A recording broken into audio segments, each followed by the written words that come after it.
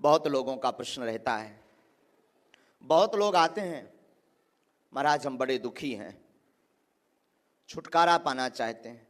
कई लोग तो हद कर देते हैं। बहुत लोग आते हैं तो कहते हैं महाराज अब हम थक गए हैं, मरना पसंद है हमें, जीवन में बहुत हताश हो गए, अब हम जीना नहीं चाहते, अब जीवन का कोई उद्देश्य नहीं बचा, अब जीवन में हमें कुछ समझ नहीं आ रहा, हम मरना चाहते हैं। ऐसा बहुत लोग कहते हैं, क्वेश्चन करते हैं।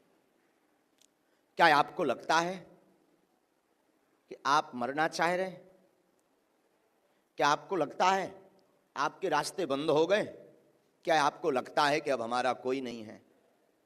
बड़ी बात तो यह है, परमात्मा, भगवान, ईश्वर, हनुमान जी अगर आपको बोल दे कि चिंता मत करो, बहुत जल्दी कृपा होने वाली है, तो आप फिर दौड़ने लगते हो।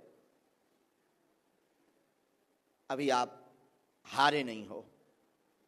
एक हमारे मित्र हैं, बहुत अच्छे, मुंबई में रहते हैं, बहुत प्यारे हैं, बिजनेसमैन हैं। कभी कभी उनसे हमारी चर्चा होती है तो वो एक बात बहुत अच्छी बोलते हैं, गुरुदेव कहते हैं गुरुदेव, गुरु जी। हमने कहा हाँ। बोले जीवन में हारता वो व्यक्ति है जिससे जीत की चाह होती। हमने कहा मतलब? बोले जो जीत की कामना को लेकर के, विजय प्राप्ति की कामना को लेकर के काम करता है अथवा स्ट्रगल करता है, वो हारता है। और जो पहले से ही हार मान चुका हो, भला वो क्या हारेगा? जिसने अपने जीवन में ये कह दिया कि मुझे जीतना है ही नहीं, उसे कोई नहीं हरा सकता। जिसने ये कह दिया कि मैं हारा हुआ हूं, उसे कोई नहीं हरा सकता। हम लोग त्रुटि क्या करते हैं? हम लोग गलती ये करते हैं कि संसार पर आशा करते हैं, जगत पर, लोगों पर, फ्रेंड सर्कल में आशा करते हैं। सत्य तो यह है कि जहां आशा है वहीं निराशा है, वहीं दुख है। जहां आपने आशा की वहीं दुख है। आपने बागेश्वर धाम से आशा की, बागेश्वर धाम पर किसी व्यक्ति से आशा की तो दुख है, पर बागेश्वर धाम पर बालाजी से आशा की, हनुमान जी से आशा की तो सुख प्राप्त होगा। यह दुख से बचने का उपाय है।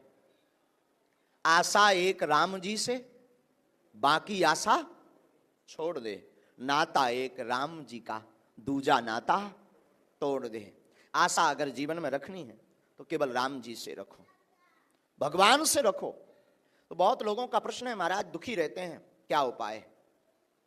बढ़िया उपाय तो यही है कि सुखी होने के लिए मत घूमो, प्रसन्न होने के लिए मत घूमो।